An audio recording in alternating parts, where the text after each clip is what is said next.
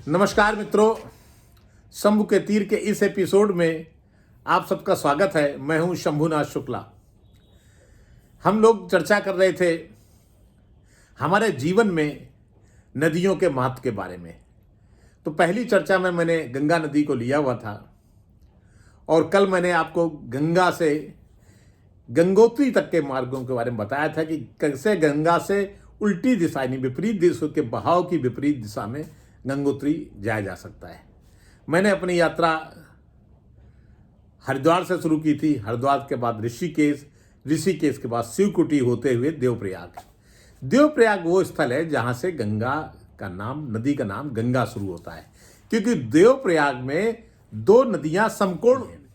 एक तरफ से आती हुई भागीरथी, एक तरफ से आती हुई अलकनंदा। अलकनंदा आती है बद्रीनाथ की तरफ से और भागीरथी आती है गंगोत्री पर्वत से होती हुई। वहीं पर दोनों का संगम होता है। चूंकि दोनों नदियों की वहां गहराई और दोनों नदियों का पाठ समान है, इसे नदी का नया नाम मिलता है देवप्रयाग। प्रयाग माने संगम, वो है गंगा। अब हम देवप्रयाग से ऊपर बढ़ते हैं। देवप्रयाग से भी टिहरी है, लेकिन जिस रास्ते को मैं पसंद करता हूं वो थोड़ा भिन्न है। क्योंकि हम लोग यानी मैं जब जाता हूं तो मैं आमतौर पे मेरे एक दोस्त हैं, बल्कि मैं गंगोत्री ज़्यादातर उन्हीं के साथ गया हूँ, वो है सुभाष बंसल। सुभाष बंसल जी नोएडा में रहते हैं। तो वो ही कहते हैं कि शुक्ला जी हर साल गंगोत्री चलना चाहिए, क्योंकि वो गंगा के बहुत भक्त हैं। उनका मानना है कि इस सृष्टि में, हमारी जो सृष्टि है, इसमें दो ही देवता हैं, एक गंगा और दूसरे सूर्य। तो गंगा जाने के लिए हम लोग जो मार्ग लेते हैं वो ऋषिकेश से वाया देवप्रयाग नहीं है, क्योंकि वो रास्ता ठीक है। खासतौर देवप्रयाग से टिहरी का मार्ग थोड़ा सा अवरुद्ध हो जाता है अक्सर। एक रास्ता है देवप्रयाग से बजाय ऋषिकेश से सीधे नरेंद्र नगर, चंबा होते हुए टिहरी जाना। ये इसको NH 108 भी बोलते हैं। ये इसलिए इम्पॉर्टेंट और इसलिए हरदम कभी बाधित नहीं होता, क्योंकि जो टिहरी डैम है, टिहरी जल विद्युत परियोजना है, वहां तक जाने के लिए इसको हाईवे की तरह बनाया गया है, ताकि कहीं कोई रुकावट ना आए। ना बिजली बाधित हो जाएगी, ना पानी आएगा, ना बिजली आ जाएगी, बहुत सारे संकट हो जाएंगे। इसलिए इस रोड पे जो भी सड़क ठीक करने वाली जो टीम रहती है, खासतौर पे चूंकि ऐसे जगहों पे अक्सर पहाड़ गिरते हैं, तो जो सड़क ठीक करने वाली टीम रहती है वो यहाँ सदा रहती है। उसको वहाँ पर जो ये BRO बोलते हैं, नहीं, बॉर्डर रोड ऑर्गेनाइजेशन, BRO की टीम रहती है। उनके लोडर रहते हैं, वो पत्थर हटा देते हैं। इसलिए हम लोग इसको प्रेफर करते हैं। तो जब हम चलते हैं खासतौर पे चंबा की तरफ, तो रास्ते में एक जगह है नागनी। नागनी में सब्जियां बहुत अच्छी मिलती हैं, बिल्कुल हरी ताज़ी सब्जियां। ज़्यादातर नेपाली वहाँ काम करते हैं। जो वहाँ के लोकल किसान हैं वो तो शहरों में नौकरी करते हैं, और नेपाली बड़ी मेहनती कम्युनिटी है। खासतौर पे गोरख होते हैं, जिनको गोरखा बोलते हैं, वही सब्जियां उगाते हैं और खूब संपन्न है वो लोग। तो अच्छी सब्जी मिलती है वहाँ। रुक करके आप चाय पीजिए, उसके बाद आगे बढ़िए। नागनी के बाद आता है चंबा। चंबा में आप गाड़ी में फ्यूल पूरा करा लीजिए, तो उसके बाद फिर दिक्कत भी होती है। चंबा के बाद जब हम आगे बढ़ते हैं तो चंबा से सटा हुआ टिहरी है, टिहरी डैम, जहां भागीरथी को रोका गया है और वहीं से बिजली बनाई जाती है। और उत्तर प्रदेश का सबसे बड़ा बिजली घर वही है। हालांकि उत्तराखंड है, लेकिन कॉन्ट्रैक्ट में जब बंटवारा हुआ उत्तर प्रदेश उत्तराखंड का, तो वो उत्तर प्रदेश ने उसको लिया, क्योंकि उत्तराखंड ने उसको लेने से, उसको मेंटेन करने से मना कर दिया था। उत्तराखंड को उसकी रॉयल्टी मिलती है। हम जब वहाँ से चलते हैं चंबा से आगे, चंबा अभी कहीं कहीं तो अब ये जो सरकार ने 4 लेन बनाई है, कहीं बनी है, कहीं नहीं बनी है।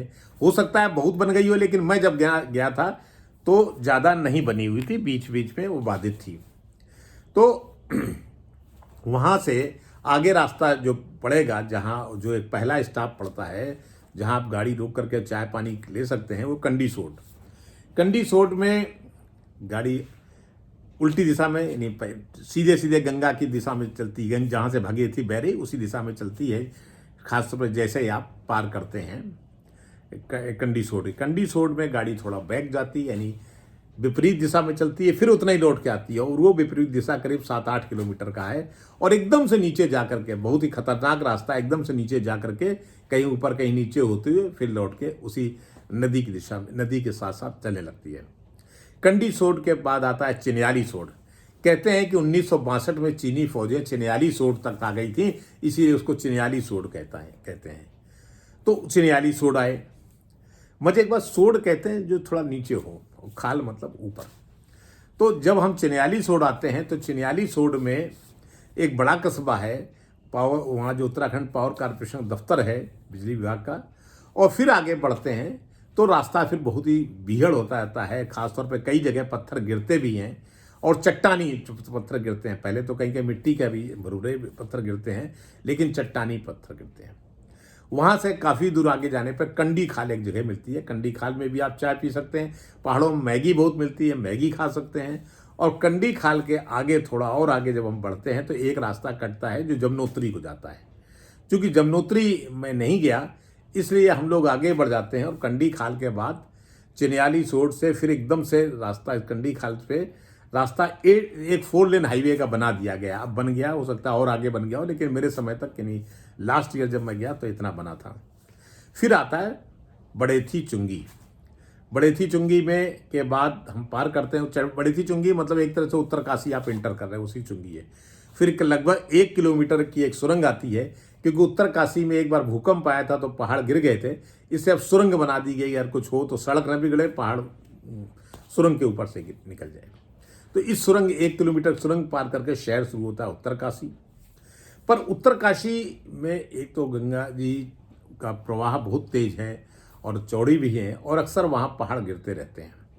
इसके अलावा शहर बहुत बड़ा है, थोड़ा सा पॉल्यूशन भी है शहर में, इसे मैं उत्तरकाशी में रुकना पसंद नहीं करता। मैं उत्तरकाशी को पार कर जाता हूँ। आगे पार करने पर उत्तरकाशी में एक तो एक कोट बंगला है, उनका फॉरेस्ट का गेस्ट हाउस है, वो भी बहुत खूबसूरत जगह है। फॉरेस्ट के गेस्ट हाउस में आप रुक सकते हैं, थोड़ा ऊपर जा करके है। लेकिन और उसके आगे चलें तो कुछ होटल भी हैं। थोड़ा और आगे चलने पर एक जगह अस्सी गंगा, यानी अस्सी गंगा आ करके इस गंगा भागीरथी मिलती है। अस्सी गंगा का ये पुल 2013 का जब केदार हादसा हुआ था तो वो नष्ट हो गया था, लेकिन अब फिर बना दिया गया, लोहे का पुल है, उसको पार करते हैं। उसके बाद से फिर आप आगे बढ़ते हैं तो एक गांव आता है, छोटा सा गांव है गणेशपुर। गणेशपुर से गंगा नीचे देखो तो बड़ा, गंगा ही कहेंगे हम, भागीरथी गंगा ही बोलते हैं, भागीरथी बड़ी सुंदर लगती है। फिर आगे वहाँ से 6 किलोमीटर की दूरी पर है नैताला। नैताला बहुत सुंदर छोटा सा स्थान है, गांव भी कह सकते हैं, क्योंकि सड़क से लबे सड़क है, सड़क से सटा हुआ है, पानी की कोई दिक्कत नहीं है, बिजली की कोई दिक्कत नहीं है, तो खूबसूरत जगह है। नैताला में हमारे जो गंगोत्री के पंडित जी हैं और जो बंसल जी के बहुत अच्छे मित्र हैं जितेंद्र सैमवाल जी, तो जितेंद्र सैमवाल का वहाँ एक गेस्ट हाउस है जिसका नाम गुजरात भवन है। जितेंद्र जी बहुत सज्जन व्यक्ति हैं और वो बहुत ही गुजरात वाले लोगों ने शायद उनको बनवा के वो भवन अर्पित कर दिया है और उसका देख रेख ही यही करते हैं। बहुत ज़्यादा उसका किराया भी नहीं है, तो उसमें कमरे करीब 10-15 कमरे बने हुए हैं और किचन भी उनके साथ है। किचन आप खुद भी जाके खाना बना सकते हैं। आमतौर पे एक ठाकुर साहब उनके मैनेजर हैं जो बनारस के रहने वाले हैं, बड़ी उनकी अकड़ है, बहुत ही अक्खड़ है। उन्होंने पता नहीं कहाँ से भटकते हुए आ गए और वहीं आकर बस गए बनारस से आकर के। शादी वादी उन्होंने की नहीं, पता नहीं उनके बाल बच्चे कुछ बताते ही नहीं है कि नहीं है। वो शाम को अपना खाना बहुत शानदार बनाते हैं, आप वहाँ खाना खा सकते हैं। आप चाहें तो उनसे अरहर की दाल की फरमाइश कर सकते हैं, बिल्कुल प्रभिया खाना भी खा सकते हैं, और चाहे तो उनसे आप पहाड़ी खाना भी बनवा सकते हैं, जो पहाड़ के भट की दाल है और बहुत सारी चीज़ें हैं। तो मैं कभी कभी जा कर के उनसे कहता हूँ, चूँकि वहाँ भांग के पौधे बहुत होते हैं, नीचे ही गंगा जी हैं। ये तो सड़क किनारे नैताला, लेकिन नीचे गंगा जी और खूब चट्टानों में घिरी हुई गंगा जी, नीचे जाके बड़ा अच्छा लगता है। तो मैं तो रुकता हूँ नैताला में 3-4 दिन और फिर ठाकुर साहब से कहता हूँ कि जरा नीचे ले चलिए, नीचे चलेंगे, और नीचे जाते हैं। ज़्यादा नीचे नहीं जाना पड़ता, गंगा जी जाने के लिए बहुत मुश्किल, एक आपको 200 मीटर नीचे उतरना पड़ता है। उतर के जो गंगा की रेती तो वहाँ है नहीं, वहाँ तो चट्टाने हैं और गंगा की धार पतली है, लेकिन पतली होने के अगर चक्कर में चाहें कि आप पार कर जाएं तो फिसल सकते हैं। मैं कई बार वहाँ फिसल के गिरा भी हूँ और फिर बहने का खतरा रहता है, क्योंकि चट्टान जो है वो हजारों साल से पानी उन पर पड़ रहा है, उन पर काई जम गई, जरा सा पत्थर चूके नहीं, फिसल जाएगा। तो वहाँ पर आप दोपहर धूप खूब अच्छी आती है, वहीं गंगा स्नान करिए, वहीं धूप का आनंद लीजिए। आप चाहें तो वहाँ मालिश भी करवा सकते हैं। लेकिन मुझे जो सबसे आनंद आता है कि वहाँ भांग के पौधे बहुत हैं, भांग के बूटे हैं। तो ठाकुर साहब भांग की पकौड़ियाँ, वहाँ से भांग तोड़वाइए या ठाकुर साहब से कहिए कि भाई भांग की पकौड़ियाँ बनवा दीजिए, और बना के ऊपर से ले आएंगे। फिर वो पकौड़ी खा के आप शाम तक पड़े रहें, मस्त पड़े रहेंगे। अगर आपको हंसी नहीं आई, हंसी आई तो फिर कोई रुक नहीं सकती। अद्भुत बनता है। हम लोग उसके बाद फिर चलते हैं आगे गंगोत्री की दिशा में। तो उसके बाद एक मनेरी डैम आता है। देखिए नदियाँ कैसे धारा के वो डैम धारा प्रवाह रोक देते हैं। मनेरी डैम में बिजली बनती है और पानी को रोक देते हैं। तो एक टिहरी पड़ा और टिहरी के बाद मनेरी आ गया। मनेरी के बाद फिर हम आगे चलते हैं तो एक पायलट बाबा का मंदिर है जो बिल्कुल सड़क किनारे है, और एक तरह से वो भी नदी की धारा को अवरुद्ध कर रहा है। पायलट बाबा के मंदिर के बाद एक वहाँ पे बहुत जो कस्बा आता है उसका नाम भटवारी है। भटवारी में आपका रजिस्ट्रेशन होता है कि आप ऊपर गए, लौटे कि नहीं लौटे। और भटवारी जो है पिछड़ा क्षेत्र घोषित है। भटवारी का इलाका बहुत बड़ा है, लगा के उत्तर काशी से लेकर के तपोवन तक, जो कि गंगोत्री से भी करीब 30-35 किलोमीटर आगे है, वहाँ तक के इलाका भटवारी कहलाता है। इस इलाके में एरिया तो बहुत ज़्यादा है लेकिन आबादी बहुत कम है। यहाँ जो भी पैदा होगा, भले वो किसी भी जाति का हो, उसको ओबीसी का दर्जा मिलेगा। वो क्षेत्र ओबीसी घोषित है। तो मनेरी डैम, पायलट बाबा, फिर भटवारी आते हैं।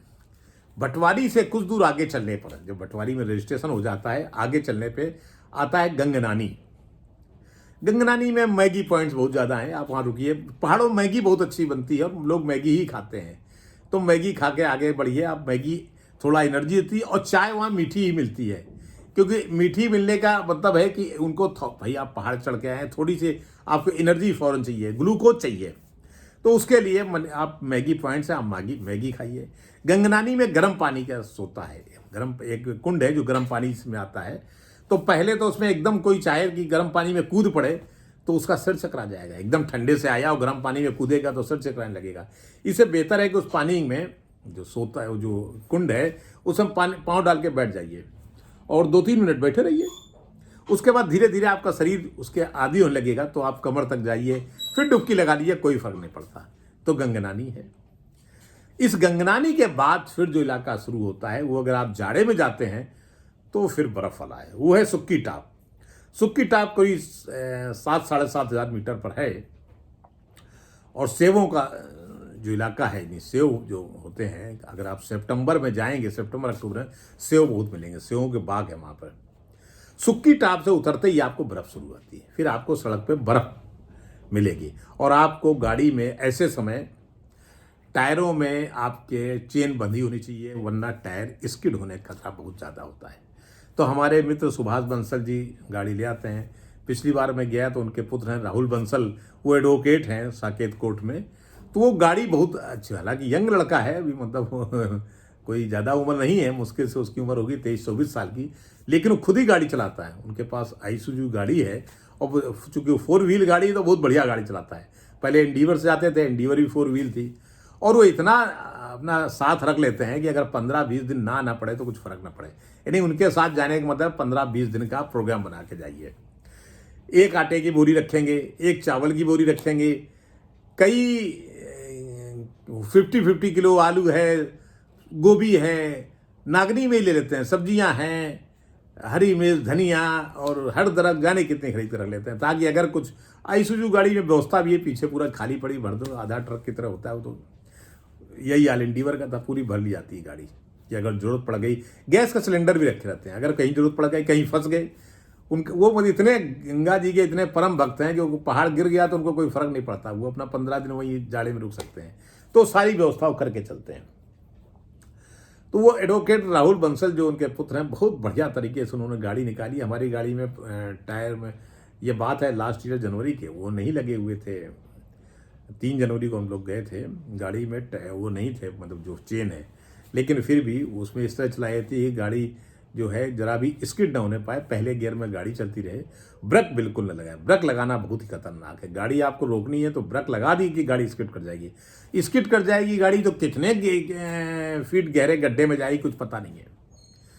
हजारों फीट नीचे नदी बह रही है, हजारों फीट की गहराई होगी। बड़े धीरे धीरे गाड़ी चलानी पड़ती है। तो वो जो अपने राहुल जी हैं, बड़े ही हौले, पहले तो जो राहुल जी बहुत छोटे थे तब तो खुद हमारे मित्र सुभाष बंसल जी गाड़ी चलाते थे, वो भी गजब व्यक्ति हैं। वो एक बार गाड़ी में बैठ जाएं गंगोत्री से तो हो सकता है कि दिल्ली तक वन सिटिंग में चले आएँ। वो भी लाजवाब आदमी हैं।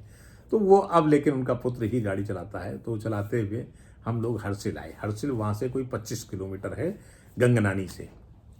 हर्सिल आके एकदम लगता है आप मैदान में आ गए। अगर जाड़े में गए हैं तो लगेगा सफ़ेद चद्दर चारों तरफ बिखरी हुई है, जैसे आप श्रीनगर में आ गए होंगे। और गंगा जी वहाँ बहुत ही निर्मल है, कल कल कल कल ध्वनि बहती है। हर्सिल आर्मी का भी एक बेस कैंप है। और जब चारों तरफ बर्फ हो, ऊंचे ऊंचे पहाड़ हो, हर्सिल में धूप एक तरफ नहीं आती, एक तरफ बिल्कुल छाया रहती है, इसलिए और भी बर्फ आती है। जहाँ हर्सिल का आर्मी का बेस कैंप है और शायद बिहार रेजिमेंट का है, वो हर्सिल का जो रेजिमेंट है वो बिहार की है। तो वहाँ मैं आमतौर पे हर्सिल में रुक जाता हूँ। हर्सिल में जो आर्मी बेस कैंप है उनका गेस्ट हाउस है और वो कोई 1700-1800 रुपये लेते हैं और वो मिल जाता है। और इसके अलावा पीडब्ल्यूडी का गेस्ट हाउस है, लेकिन पीडब्ल्यूडी के गेस्ट हाउस में बिजली आएगी नहीं आएगी इसकी गारंटी नहीं है। फॉरेस्ट का गेस्ट हाउस बहुत ही इंटीरियर में है, कुछ छोटे मोटे होटल भी हैं। हर्सिल में सेवों का काम होता है। बहुत लोगों को हर्षिल बोलते हैं, बहुत लोग हर्सिल बोलते हैं। क्या शुद्ध नाम है ये तो मुझे भी नहीं पता और मैंने उसको जानने की कोशिश भी नहीं की, लेकिन आर्मी का बेस कैंप है। राजा एक विल्सन हुआ करते थे। विल्सन नाम का एक अंग्रेज भगोड़ा था जो एक मेरठ में मर्डर करके भाग गया था, तो टिहरी के राजा ने उसको शरण दी थी। और वो उसको ये पता था कि या उसी ने अमेरिका से वो सेव लाया, यहीं से उसने, ये बात है 18वीं शताब्दी की। सेव जो भारत में सेव आए हैं वो हर्सिल से आए हैं, अमेरिका से लाया था, यही सेव उगाने शुरू हुए, क्योंकि पूरा क्लाइमेट सेव के लिए बहुत बढ़िया है। आपको जो बाजार में कश्मीरी सेव और हिमाचली सेव मिलते हैं वो चलो हिमाचली और कश्मीरी नहीं है। हिमाचल में इतना सेव नहीं होता कि इतना अच्छा होता है। सबसे अच्छा सेव हिंदुस्तान में कहीं होता है वो है हर्सिल। लेकिन जो जिन पेटियों में भरा जाता है, चूंकि मार्केटिंग हिमाचल की ज़्यादा है, उसका नाम हिमाचल सेव हो जाता है। मैंने देखा कि वो पेटियों में जो भर रहे थे उसमें हिमाचल सेव लिखा था, वहाँ जो भरे। एक बार मैं अक्टूबर में भी गया था, तो मैंने कहा नहीं मुझे ये पेटी नहीं चाहिए। तो उन्होंने कहा साहब पेटी तो यही मिलेगी। हमने कहा नहीं, मुझे हर्सिल का ही सेव चाहिए, मैं हर्सिल की ही पेटी मिलूंगा। उनका हर्सिल जैसा कोई शब्द हम लोगों के पास नहीं है, हम लोग कोई सेव नहीं इस्तेमाल करते। तो हमने कहा खुले में दे दो। हमने खुले में हम एक बोरा ले आए और हमने कहा 20 किलो इसमें डालो। लेकिन मैं वो हिमाचल की सेव वाली नहीं लूँगा पेटी, क्योंकि तो फर्जीवाड़ा है। तो वही कश्मीरी सेव, हिमाचली सेव की जो पेटी आपको मिलेगी यहाँ पर दिल्ली की आज़ादपुर मंडी में, समझिए फर्जीवाड़ा वो हर्सिल से आया। अगर बहुत ही अच्छा सेव, बहुत ही मीठा सेव है, फुसफुसा नहीं है। सेव ज़्यादातर फुसफुसा होता है। सेव जूसी होना चाहिए और सेव में फुसफुसाहट नहीं होनी चाहिए। सेव काटें तो एकदम बहुत ही बेहतरीन सेव होना चाहिए और वो सेव हर्सिल देता है। तो ये हर्सिल जो है एक अंग्रेज भगोड़ा, उसको चूंकि टिहरी के राजा ने शरण दी थी और उसी ने हर्सिल को सेव पैदा करना शुरू किया। तो वहाँ जो वन विभाग का हेडक्वार्टर है उसको हर्सिल भवन, विल्सन भवन कहा जाता है। उसका नाम है विल्सन भवन। फॉरेस्ट का जो रेस्ट हाउस है, उसने इतने जंगल काट दिए। हर्सिल में पहले खूब जंगल थे, खूब पेड़ थे, और पेड़ इतने काट काट के दिए। कहते हैं कि उसने राजा को कहा कि मैं आपको सोने से लाद दूंगा, क्योंकि इतना पेड़ भाई काटेगा। और पेड़ की यूरोप में बड़ी बिक्री होती थी, खासतौर पे टीक के पेड़, इस तरह के पेड़ों के, चीड़ के पेड़ों की, और ये जो वहाँ होते हैं पहाड़ों पे उन पेड़ों की। तो पूरा पेड़ यहाँ से जाने लगा, इतना पेड़ उसने काट डाले। लेकिन कहते हैं, ये भी कहावत है, देखिए यही तो हिंदुस्तान में सिफत है कि हिंदुस्तान को, प्रकृति को देवता माना गया है। हम देवता, हमारे लिए देवता कोई 7वें 8वें आसमान में नहीं बसता। हमारा देवता ना हमारे दिल में बसता है, हमारा देवता प्रकृति है। हमारे देवता सूर्य, चंद्र, नक्षत्र और गंगा पानी जी हैं। यानी गंगा जी मतलब कोई भी नदी है, वो नील नदी भी हो सकती है, कोई भी नदी हो सकती है, वो है हमारे देवता। तो कहते हैं हर्सिल को वन देवता ने श्राप दिया कि विल्सन को वन देवता ने श्राप दिया कि विल्सन तेरा परिवार नहीं चलेगा। और वही हुआ। विल्सन ने एक हिंदुस्तानी लड़की शादी की, लेकिन उसका परिवार नहीं चला। विल्सन की सैकड़ों एकड़ जमीन अभी भी है आपके मसूरी में। कहते हैं उसका एक लड़का पागल हो गया और एक और ही बर्बाद हो गया। विल्सन 18वीं शताब्दी का था, उसको 19वीं शताब्दी कर लिया जाए, थोड़ा सा गड़बड़ किया था। विल्सन 20वीं शताब्दी के बहुत बाद तक जिंदा रहा, 1925-26 तक। उसके एक लड़का पागल हो गया, दूसरे के परिवार ने चला, समाप्त हो गया परिवार, जबकि हजारों एकड़ खेती है, जमीन, हजारों एकड़ के बाग सब नष्ट हो गया। तो उसी विल्सन में, चूंकि मैं जाड़े में जाता हूं, तो जाड़े में गंगोत्री मंदिर जो है वो हर्सिल से 1 किलोमीटर ऊपर 8,200 मीटर की ऊंचाई पर एक जगह मुकबा, वो गंगा जी के पुजारियों, जो गंगोत्री मंदिर के पुजारी सैमवाल लोग हैं, उनका गांव है। तो उस सैमवालों के गांव में आ जाती है, उसका नाम है मुकबा। मुकबा में भी गंगोत्री मंदिर बना है और गंगा जी में साज श्रृंगार के उनका वो बक्सा भी, जो जेवरों से बॉक्स होगा बहुत बड़ा, जिसमें जेवर एवर होते हैं, सब मुकबा आ जाता है और पुजारियों के संरक्षण में रहता है। वो ये जो पुजारी जो प्रथा है, ये पीढ़ी दर पीढ़ी चली आ रही है। ना उस गंगा जी के कोष को खाली किया जा सकता है, उसको बढ़ाया जा सकता है, उससे एक पैसा लिया नहीं जा सकता, ऐसी इनकी मान्यता है। तो मुकबा में आ जाते हैं और मुकबा में ही पूजा अर्चना होती है। अब मुकबा में तो कोई यात्री, हम लोगों जैसा यात्री कोई पहुंच जाए, कोई यात्री वात्री जाता होता है नहीं, शायद ही कोई कभी जाता होता हो। इसलिए 4 महीने तो उन पुजारियों को घर बैठे ही, और पुजारियों का भी एक का नंबर आता है, हो सकता है 10 साल बाद नंबर आए, क्योंकि पुजारी तो बहुत हो गए, उनके परिवार भी हो गए, और उस तरह राजा महाराजा है नहीं जो पहले पुजारियों को पालते पोसते थे, तो अब तो कुछ रहा नहीं है। तो पुजारी जो कुछ लोग हैं और दे जाते हैं, कुछ उनके जिस तरह के यात्री गए, जो तीर्थ यात्री होते हैं, उन्हीं के बूते उनका खर्चा चलता है। लेकिन वहाँ लकड़ी के सारे मकान हैं, और मुझे वहाँ पे बताया गया मुकबा में कि मुकबा में जो है वो पहले 1962 के पहले यहाँ, क्योंकि मुकबा के पहाड़ी के उस तरफ तिब्बत है, तिब्बत के सौदागर आते थे और वो हमसे नमक ले आते थे, क्योंकि तिब्बत में नमक नहीं होता, नमक तो हिंदुस्तान से ही जाएगा। नमक ले आते थे और वो साथ में अपने सिक्के भी जाते। तो वहाँ तिब्बती सिक्के आपको उस समय, जब तिब्बत चीन के अधीन नहीं था 1959 के पहले, 62 लड़ाई की बात तो एकदम लोग हो गया, तो 1959 के पहले जब चीन के अधीन नहीं था, तब के वो सौदागर आते थे। कुछ बुजुर्ग लोग उनके बाकायदा किस्से बताते हैं। तो ये तो हुआ हर्सिल, और हर्सिल से फिर लौट आई है। लेकिन जब आपको गंगोत्री जाना हो, मैं गंगोत्री भी कई बार गया हूँ, गर्मियों में जाता हूँ तो गंगोत्री, तो वहाँ से थोड़ा आगे चलने पर जब हम चलते हैं हर्सिल से उसी दिशा में, गंगोत्री दिशा में, तो लंका पहला एक स्टेशन पड़ता है। लंका छोटा सा एक गांव जैसा ही कस्बा है, जिसमें पुल है, जो पुल गंगा के उस तरफ ले आता है और बहुत ही ऊंचाई पर है। कहते हैं शायद भारत में इतना ऊंचा, एशिया में इतना ऊंचा पुल नहीं होगा। उस पुल से हम गंगा पार करते हैं, उस तरफ जाते हैं, भागीरथी पार। जब मैं गंगा कहूँ तो आप यहाँ भागीरथी मानिएगा, मुंह से गंगा ही निकल जाता है। तो हम भागीरथी पार करते हैं, उस तरफ जाते हैं। उसके बाद आती भैरव घाटी। भैरव घाटी में जंगल है, और कहा जाता है वहीं से गंगोत्री रिजर्व पार्क शुरू होता है, जो स्नो बियर होता है, यानी जो जिसको श्वेत भालू बोलते हैं, सफ़ेद भालू, या जिसको कहा जाता है कि बर्फ़ का में जो भालू रहता है, वो जाड़े में कभी कभी दिखता है, तो वहीं पर दिखता है।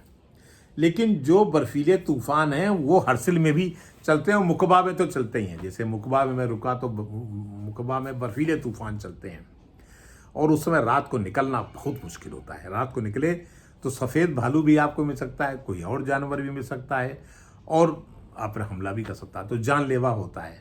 लेकिन फिर भी मनुष्य तो हर जगह निकलता है। तो भैरव घाटी मिलता है। भैरव घाटी में फॉरेस्ट का रेस्ट हाउस है, बहुत ही सुंदर है। और जिनको नेलांग जाना होता है, जो भारत सीमा का आखिरी चौकी है तिब्बत, और अभी खोली गई इसी साल, अगर 1962 से बंद कर दी गई थी, नेलांग जाना हो तो भैरव घाटी के थोड़ा गंगोत्री तरफ आगे बढ़िए तो लेफ्ट को साइड सड़क गई है, जो अब खुला हुआ है, वहाँ तक आप जा सकते हैं। और नेलांग का सूर्योदय और सूर्यास्त बहुत सुंदर होता है। वहाँ तक जाने के लिए आपको ITBP से परमिशन लेनी पड़ती है। फिर आप नेलांग से आगे बढ़ते हैं तो गंगोत्री है।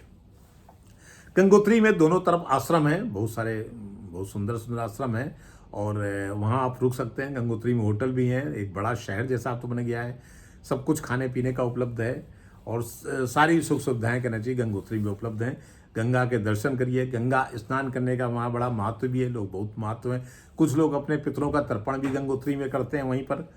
और लेकिन गंगा की धार वहाँ बहुत तेज है, बिल्कुल मटमैला पानी आता है, और पानी बहुत ठंडा है। गर्मी में भी इतना ठंडा कि लगता है माइनस टेम्परेचर, इसका बहुत मुश्किल होता है नहाना। मेरे पिताजी ने जो स्नान किया था, मैंने तो भाई नहीं किया, मुझे बहुत ठंडा लगा था पानी। ये है आपको बताई गंगोत्री तक की यात्रा। लेकिन अगर आपको और आगे बढ़ने की इच्छा हो तो हमारे एक कजन हैं जो अभी सितंबर अक्टूबर में चले गए थे तपोवन तक, वहाँ तक हुआ है गोमुख तक, और उनकी उम्र भी 60 के करीब करीब है। पर वो भाई हिम्मत की बात है। मैं तो 93 में गया था, अब तो हिम्मत नहीं कर सकता, आज से लगभग 29-30 साल पहले। तो वहाँ से आगे बढ़ने के लिए आपको फिर परमिशन लेनी पड़ती है और आप पैदल जाते हैं और पहला स्टेशन आता है भोजबासा। भोजबासा में आप रुक भी सकते हैं। भोजबासा में स्वामी सुंदरानंद का आश्रम है। बहुत ठंड पड़ती है। अब तो स्वामी सुंदरानंद नहीं रहे, 90 वर्ष की अवस्था में उनका प्राणांत हो गया। आंध्र प्रदेश के रहने वाले थे, एकदम भुजंग काले से थे स्वामी सुंदरानंद, लेकिन उन्होंने और बहुत अच्छे फोटोग्राफर थे। कोई ऐसा अखबार, टेलीग्राफ में उनकी फोटो छपी उन्हें देखी है, हिंदुस्तान टाइम्स छपती थी, इंडियन एक्सप्रेस छपती थी, हम लोग भी छापते थे। स्वामी सुंदरानंद का आश्रम था। वहाँ आप वो खिचड़ी, हर एक को खिचड़ी उपलब्ध कराते हैं, उसके लिए कोई धन नहीं देना पड़ता। अगर आप रुकना चाहें तो उनके आश्रम में रुक भी सकते हैं और वो कंबल भी देते हैं। उसके बाद फिर चीड़वासा है। चीड़वासा में भी आप चाय पी सकते हैं, रुक सकते हैं, थोड़ी देर विश्राम करिए, फिर गोमुख तक जाइए। गोमुख जहाँ गाय के मुख जो होता है ना, गाय के मुख के आकार का एक गंगोत्री ग्लेशियर में एक छेद है जिससे निरंतर धार बहती रहती है, यही है गंगा जी की धार। जैसे एक किसी ट्यूबवेल से पानी आ रहा हो, 5 इंची ट्यूबवेल से, ऐसे गंगोत्री वो थोड़ा सा ज़्यादा चौड़ा है, गंगा की धार आ रही है, बहुत तेज़ी से नहीं आ रही है, धीरे धीरे ही आती है, और वो बहते बहते गंगा सागर तक इतना बड़ा वो विशाल धार बन जाती है कि पूरा हिंद वो आपका बंगाल की खाड़ी तैयार होती है। गंगा सागर में कई किलोमीटर तो डेल्टा ही डेल्टा है गंगा का। तो ये जो 2500 किलोमीटर की यात्रा है, जब आप गोमुख पहुंचते हैं तो गोमुख गंगोत्री ग्लेशियर से जो गोमुख के आकार का एक धार निकल रही है, बहुत पतली सी धार, वही असली गंगा जी है। लेकिन देखिए पर्यटन ने कैसे चौपट कर दिया है। राहुल जी ने किताब लिखी है कि घुमक्कड़ी और पर्यटन में फर्क है। जब आप घुमक्कड़ी करते हैं तो आपके अंदर जुनून होता है, आपके अंदर चीजें आप याद कर लेते हैं। मैंने 1993 में घुमक्कड़ी की थी, यानी गोमुख गया था, लेकिन मुझे जस की तस याद है। आज भी कहा जाए मेरे दिमाग में अंकित है, क्योंकि मैंने उसको ग्रहण किया था। मैंने सिर्फ पर्यटन के अंदाज में नहीं गए थे कि वहाँ चाय पी, वहाँ दारू पी, बोतलें फेंक दी, प्लास्टिक के बैग से निकाल करके चिप्स खाए और फेंक दिए। ये सब करेंगे तो आप घुमक्कड़ी का आनंद नहीं ले सकते। घुमक्कड़ी का आनंद तभी ले सकते हैं जबकि आपके पास सीमित धन हो। कई बार ना भी हो तो काम चलेगा। अरे मांगिए, थोड़ा किसी से मांग लीजिए, सहयोग की भावना वो लोगों में होती है। आपको भूखों कोई नहीं मरने देगा, ये आप ध्यान रखिए। कहीं ना कहीं मिल जाए, भले आपको मांगना पड़े, मांगिए। तब घुमक्कड़ी की जाती है। जब आप अभाव में भाव पैदा करें तभी तो घुमक्कड़ी है। तो मैं तो भैया अभाव में भाव पैदा करता हूं, इसलिए घुमक्कड़ी का आनंद लेता हूं। गोमुख के भी आगे जाने का इच्छा हो तो आप तपोवन जा सकते हैं। तपोवन गोमुख के आगे है, मैं तो नहीं गया था, लेकिन हमारे मित्र अनिल बंसल जी गए हुए हैं तपोवन भी। तपोवन तो और भी मुश्किल है, और ज़्यादातर अंग्रेज लोग जो यूरोपियंस आते हैं वो सितंबर अक्टूबर में तपोवन जाते हैं। तपोवन जिसे महाभारत में सुमेरु पर्वत कहा गया है, जहाँ वो जाते हैं पांडव लोग अपना शरीर खसमात करने के लिए, तो वो है तपोवन। तपोवन के आगे नंदनवन है, नंदनवन के आगे फिर कहते हैं इंद्र का लोक है। अब है कि नहीं है ये तो भाई न किसी ने देखा नहीं है, लेकिन ऐसा पुराणों में वर्णित है। अगर आप पुराणों पर विश्वास करते हो तो मान लीजिए तपोवन के आगे नंदनवन, जो कि इंद्र का अपना वन है, वो है। वहीं पर नील कमल भी पाया जाता है। जब कहते हैं रावण का मारने के लिए रामचंद्र जी ने तपस्या की थी, तो उन्होंने नील कमल का आह्वान किया था कि हम देवी को नील कमल अर्पित करें, तब हमारे पास शक्ति का आह्वान किया था, शक्ति आएगी। लेकिन नील कमल नहीं मिलते हैं। सूर्यकांत त्रिपाठी निराला जब अपनी राम की शक्ति पूजा में लगते हैं, जब नहीं मिले तो रामचंद्र जी सोचते हैं मेरी आंखें भी तो नील कमल, लोग कहते हैं, मेरी माँ कहती थी आंखें नील कमल जैसी है, तो अपनी आंखें निकाल के देवी को अर्पित करते हैं। तभी देवी प्रसन्न हो जाती है, प्रकट होती हैं, उनकी आंखें जस की तस रहती हैं। तो कहते हैं कि उस तपोवन के आगे जो नंदन वन है उसमें नील कमल मिलते हैं। लेकिन तपोवन तक भाई लोग गए हैं, उसके आगे कोई रास्ता नहीं। कोई गया कि नहीं गई, आई डोंट नो। एक और कहावत हुआ करती थी कि चारों तीर्थ जो उत्तराखंड के हैं, बद्रीनाथ, केदारनाथ, यमुनोत्री, गंगोत्री, ये बहुत करीब करीब है। मतलब केदारनाथ और बद्रीनाथ के बारे में कहावत है। बद्रीनाथ विष्णु जी का मंदिर है, नर नारायण का। केदारनाथ शिव जी का मंदिर है। लोग कहते थे दूरी यहाँ की 2.5 कोस है और जो पुजारी है दोनों की जगह एक ही जगह पूजा कराया जाता है, लेकिन मुझे ऐसा संभव नहीं लगता, क्योंकि विष्णु मंदिर का पुजारी वैष्णव होगा, शिव मंदिर का पुजारी शैव होगा, एक पुजारी कैसे हो सकता है, लेकिन ऐसा कहा जाता था। और कहते थे कुल दोनों की दूरी 2.5 कोस है, 2.5 कोस है नहीं 5 मील यानी 8 किलोमीटर। लेकिन यात्रियों को कितना समय लगता है, 9 दिन। तो कहावत है कि 9 दिन चले 2.5 कोस, यानी बद्री से केदारनाथ आने में 9 दिन लग गए जाते हैं। और फिर केदारनाथ से जब लोग पैदल आते होंगे तो शायद हो सकता है यमुनोत्री आने में 9 दिन लगते हों या 20 दिन लगते हों, और यमुनोत्री से फिर 8-10-12 दिन लगते हों गंगोत्री आने में, पैदल जब आते होंगे। आजकल सड़क मार्ग से भी एक दिन में नहीं जा सकते, आपको कम से कम 5-6 दिन लगाने पड़ेंगे। जो लोग टैक्सी में जाते हैं उनको भी 5-6 दिन लगते हैं। मैं लगभग चारों जगह गया हूँ।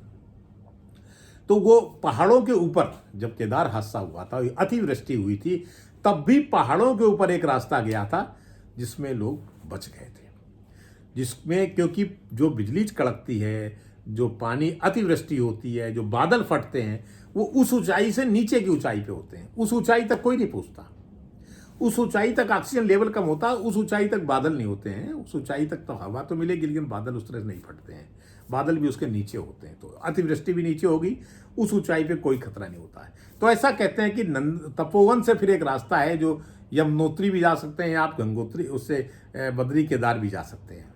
लेकिन वो रास्ता है मुझे पता नहीं। 2013 का जब केदार हादसा हुआ था, उसके कुछ दिनों बाद सितंबर, मैंने इस पर स्टोरी लिखी थी अपने जून में हादसा हुआ था, ये मैंने अपने फेसबुक पे लिखा था, कई जगह छपा भी है। सितंबर में हम लोग गए थे, मैं और वही हमारे मित्र सुभाष बंसल गए थे, लेकिन हम लोग तो भाई नेताला के आगे नहीं बढ़ पाए। नेताला के आगे बढ़ने के लिए हमने हिम्मत की, तो एक जगह तो मैं गंगा के एक जो झरना था उसमें लगभग डूबी गया था। पता नहीं कोई एक नशेबाज आया जो बहुत शराब पिए था, उसने मुझे बचा लिया। बंसल जी कहना है कि वो भैरव बाबा थे, यानी साक्षात शिव थे, क्योंकि मैं तो बह गया था, करीब कई फीट बह गया। एकदम से एक बिल्कुल लड़खड़ाता हुआ आदमी आया, बोले कहाँ बया जा रहा तू, और मुझे उसने पकड़ा और पकड़ के मुझे उस तरफ कर दिया। अब मुझे इतना ही याद है, वो आदमी उसका कहाँ लापता हो गया ये भी नहीं पता। तो हमारे मित्र सुभाष बंसल का कहना है कि वो आदमी भैरव बाबा थे, क्योंकि भैरव घाटी में आपके साथ ये दुर्घटना हुई।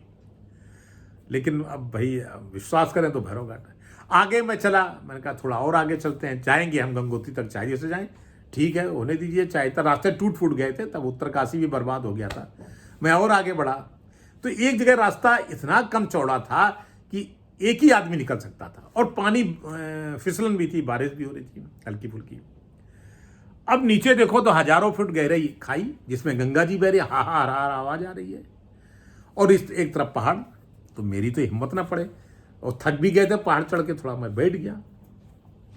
तो एक मुस्लिम गुजर निकला। गुजर वहाँ जो पहाड़ों के ऊपर, यानी वही टॉप पे जो लोग हैं वो ज़्यादातर मुस्लिम हैं, गुज्जर हैं, उनको वन गुजर बोलते हैं। तो दाढ़ी बिल्कुल, हालांकि वन गुजर वो ऐसे ही होते हैं, वो कृष्ण भगवान की पूजा करते हैं, वो पेड़ों की पूजा करते हैं, विशुद्ध शाकाहारी होते हैं, लेकिन ना वो शेर से डरते हैं ना चीते से डरते हैं। उनके लिए वो भगवान कृष्ण की पूजा करते हैं, वृक्षों की पूजा करते हैं, हर देवी देवता की पूजा करते हैं, लेकिन वो दाढ़ी वाड़ी उसे मुस्लिम जैसे ऐसा लगता है जैसे तुर्क है। लेकिन वो एक तरह से समदर्शी, मैं मानता हूँ वो साक्षात ईश्वर हैं या देवों के अवतार हैं। तो एक मुस्लिम गुजर आया, उसने कहा कि भाई, मुझसे बोला कि तू नहीं जा पाएगा। 2013 मेरी उम्र 58 रही होगी। बोले बाबा तू नहीं जा पाएगा। हमने कहा यार जाएंगे तो अब जरूर। बोले तू नहीं जा पाएगा। हमने कहा नहीं जाएंगे, चाहिए से जाएं। तो उसने कहा चल, और उसने मेरा हाथ पकड़ा और मुझे एक तरह से गोद में उठा के उधर बाहर कर, उस तरफ कर दिया। मतलब हट्टा खट्टा था वो आदमी, मुश्किल रहा होगा 45-46 साल का। उसने कहा लेकिन अब मैं अब ये कह रहा हूँ तू जा नहीं पाएगा। फिर भी हम चल दिए। फिर आगे एक और अधेड़, वो भी मुस्लिम गुर्जर ही था, मिला। उसने कहा भाई तुम लौट जाओ, मैं कह रहा हूँ, और अब उस रास्ते से नहीं दूसरे रास्ते से लौट जाओ। फिर जबरदस्ती मुझे नीचे ला के वापस कर गया। तो चूंकि हमारे मित्र बंसल जी को गंगा जल जरूर चाहिए था, उनका बाप नहीं जाएंगे सर तो मैं भी नहीं जाऊँगा। उन्होंने अपनी यात्रा कैंसिल कर दी।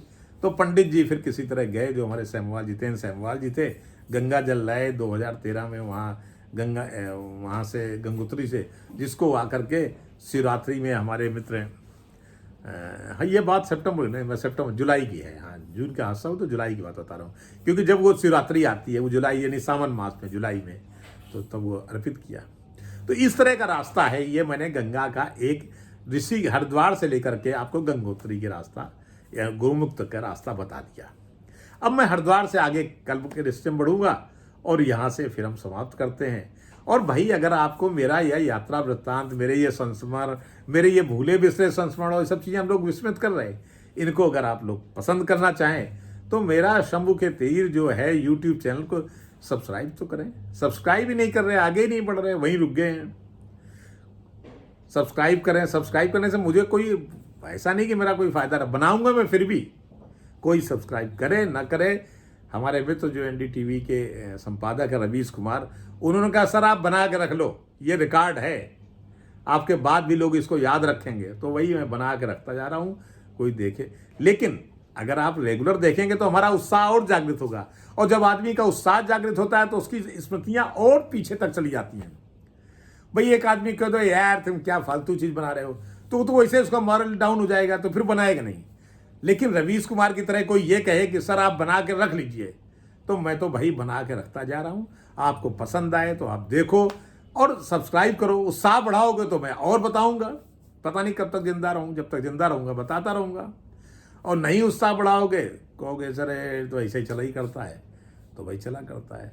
तो अगर आपको मेरा उत्साह बनाए रखना है और आप चाहते हैं मुझ कुछ और गैर राजनीतिक चीज़ों पे बात करूं, कुछ चीज़ें जो विस्मृत हो चुकी हैं उन पर बात करूं, धार्मिक सांप्रदायिकता, कट्टरता, इन सबसे ऊपर उठ के बात करूं, लोगों के सद्भावना की बात करूं, लोगों के प्रेम भाव, भ्रातृत्व और भाईचारे पर बात करूं, तो आप मेरा उत्साह बनाए रखिए। उत्साह बनाए रखिए तो भाई आपको मेरा चैनल भी सब्सक्राइब करना पड़ेगा, उसमें लाइक और कमेंट भी करने पड़ेंगे, इससे मेरा उत्साह बनेगा। साथ ही उसमें एक बेल आइकन, एक घंटी बनी होती है ऊपर, उसको दबा देंगे तो जो ताज़े अपडेट हैं, मैं तो रोज़ का अपडेट करता हूँ, वो भी मिलते जाएंगे। तो मित्रों मेरा उत्साह ही बनाए रखिए और मैं यकीन दिलाता हूँ मैं आपका भी उत्साह बनाए रखूँगा। तो धन्यवाद मित्रों, नमस्कार, सत श्री अकाल, जय श्री राम या राम राम, हरे हरे, कृष्णा कृष्णा और आदाब अर्ज करता हूँ हुजूर। आप लोग देखते रहिए।